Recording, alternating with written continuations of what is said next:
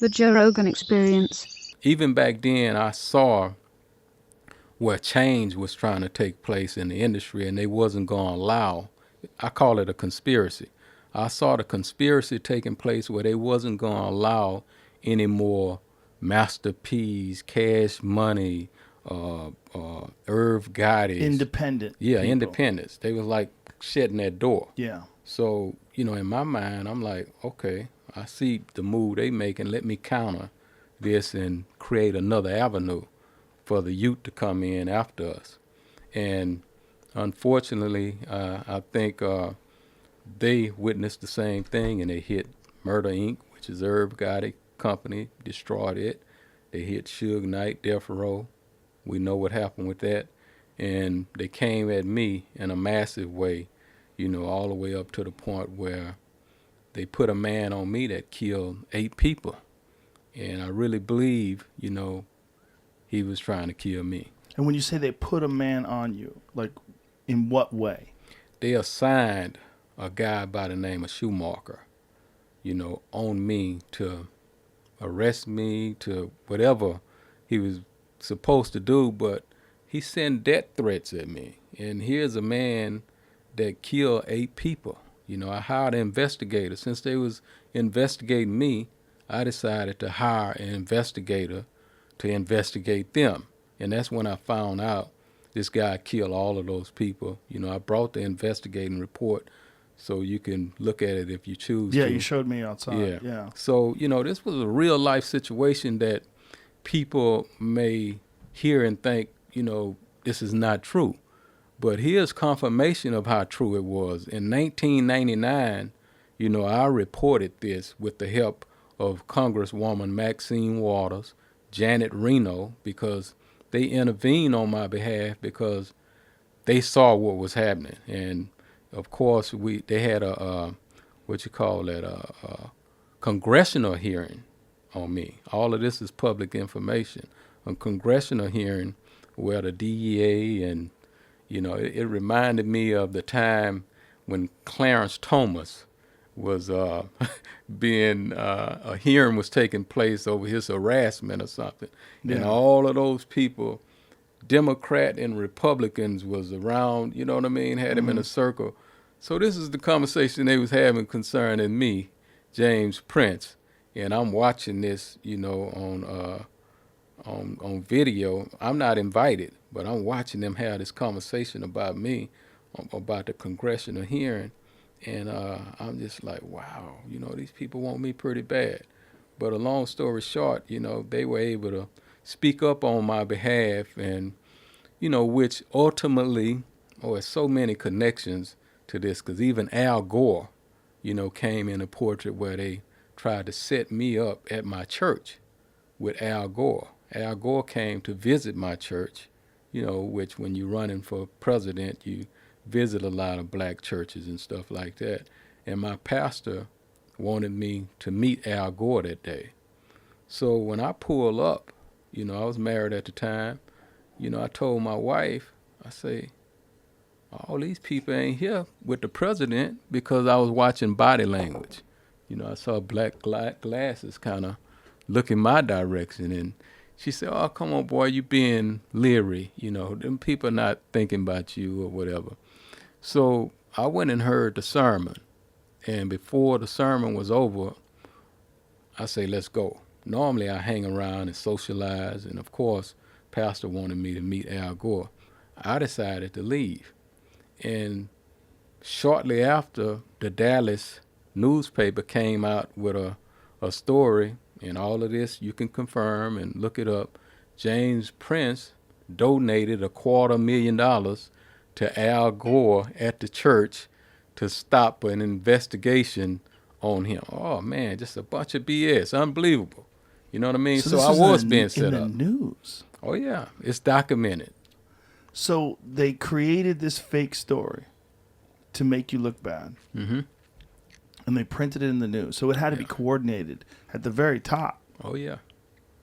Wow. Yeah. What was that like? To know they were conspiring against you like that? First of all, you had to feel like, oh shit, I must have fucking made it.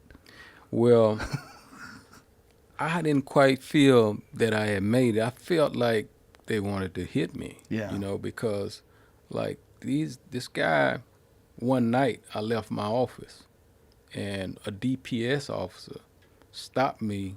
He got behind me on the streets when I left out of the office, but he stopped me on the freeway. And it was the first time I was stopped one time to be told to go and stop again. So he stopped me on the freeway and told me to go and pull in the McDonald's parking lot. So I said, oh, okay. So as I exit the freeway and looked over in the McDonald's parking lot, it was dark. And I saw a Cherokee Jeep, green, and a Cutlass. And it was dark. So I'm like, nah, I'm not pulling in that dark. So I kind of told him I'm going to pull in the Shell station where the lights were. So, and I could hear him in the back, pull fucking over on his thing, make a right. I'm like, nah, I'm going to go over here. So I went over there in the light. I had some guys behind me following me because they had been sending me threats. So I'm not stupid. So I understood that, you know, I need to cover myself until I make it home.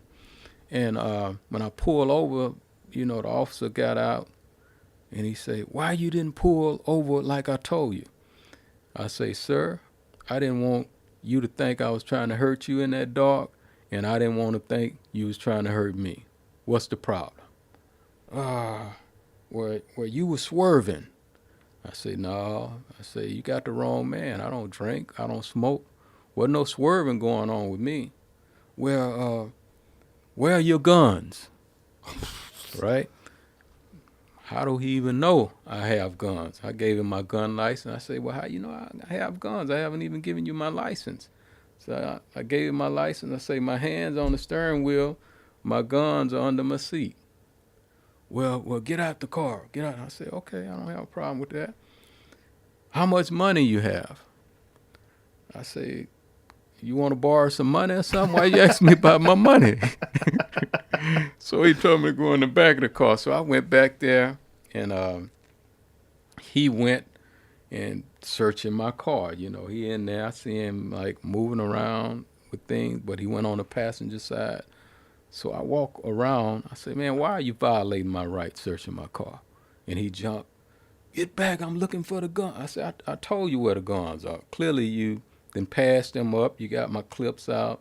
So anyway, he came back and I could see him making eye contact with the car, with the people across the street. And eventually one of them drove over.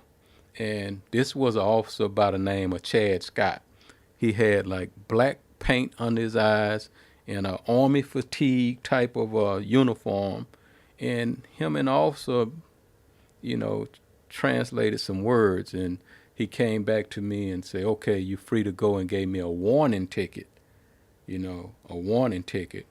And it was then when I got home, I realized a bullet or two was missing. So red flags like, oh shit, yeah, like went up. I'm like, damn, why would they keep one of my bullets? Why were they trying to pull me in the dark? This was before I knew, you know, Schumacher had killed 8 people. You know what I mean? So, you know, I went home, and that really caused me to, you know, want to protect myself and want to document why I wanted to protect myself.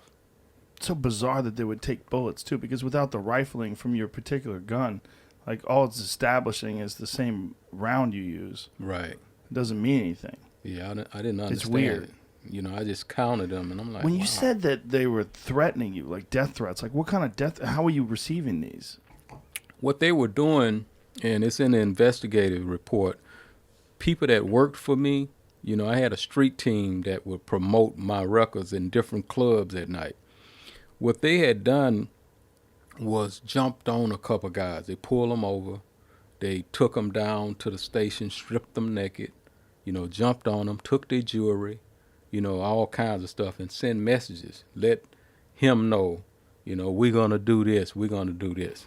Which eventually, when I made my report, they end up finding the jewelry and different things that I reported that, you know, I told them, these guys, you got road cops. I said, y'all put a hitman on me. You got 2 road cops that's doing this and doing that, and I'm in fear of my life. You know, I just want it to be known, because if a situation take place and I come out on top, then I don't want nobody to be mad at me, right? Because I'm going to protect myself. Yeah. Yeah. How long did this period of turmoil last? Because it seemed like that would be incredibly stressful.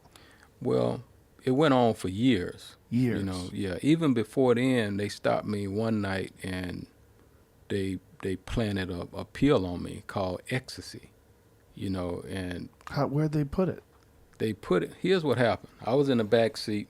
First of all, the police stopped me, and this was an officer I had a run-in with a pistol case, and I beat the pistol case. So he stopped me on Richmond one night, and he was like, well, how did you beat that case? And he knew it was me because I had rap light on my license plate. How did you beat? I said, man, I don't really want to talk about that. I said, I'm trying to go to a party. You know, why are you stopping me? So it made me get out, put me in the back of the police car. Kept me there, you know, talking to people for, you know, quite a long time. And he decided to take me off the main street to a side street. And it was then where he took me out of one car and took me to another car with two more younger rookie officers. And shortly after, he came out with a pill in the back of the first car. Look what we have here. And I'm like, you know, when I seen that taking place, I said to the two officers, I say, man, I say, I've been in here. Y'all know. He's, nah, you're not trying to do that. That's not. Look what we have here. Look what we have here. And before I know it, I was headed to the police station, and they charged me with a pill called ecstasy. And I immediately got out of jail, took a test, a drug test, took a lie detector test just to prove, you know, I had nothing to do with any of that. So they tried to get me to cop out for probation and cop out. And I'm like, no. So the pill changed from ecstasy to Transact, whatever that pill is. And it changed again. It was constantly changing as they test the pill, and they was basically trying to get me to cop out for something, and I wouldn't. And eventually the case was dismissed. So how many years did all this go on for? You said it went on for years. How many years? I would say 10 years. 10 fucking Yeah, years. 10 years or better, I was a target. How did you stay calm during that time? Because that's got to be incredibly stressful. Yeah, it was, you know, because like in the hood where I'm from, you have to survive the guys that's in the hood because they trying to get you. You know, wherever success is concerned, they trying to get you. And the police that's supposed to be protecting me, the ones I'm paying all these taxes to, had became an enemy where they was trying to get me. So it was very stressful, but after so long I became immune to it. It's almost like, you know, I had a made-up mind because I was on a journey to break the poverty curse where my family was concerned. That was my whole drive. I'm like, I got to get my mother this house that she always wanted. You know, I come from the projects. So I was dealing with a power that was greater than the powers from the streets and from the police. And I was like, you know, no weapon formed against me gonna prosper. So, you know, I had that mentality. I wrapped it around spirituality. And, you know, I said, if God be for me, the world could be against me. And, you know, it just became like a lifestyle dealing with them people. Catch new episodes of the Joe Rogan Experience for free only on Spotify. Watch back catalog JRE videos on Spotify, including clips. Easily, seamlessly switch between video and audio experience. On Spotify, you can listen to the JRE in the background while using other apps and can download episodes to save on data cost, all for free. Spotify is absolutely free. You don't have to have a premium account to watch new JRE episodes. You just need to search for the JRE on your Spotify app. Go to Spotify now to get this full episode of the Joe Rogan Experience.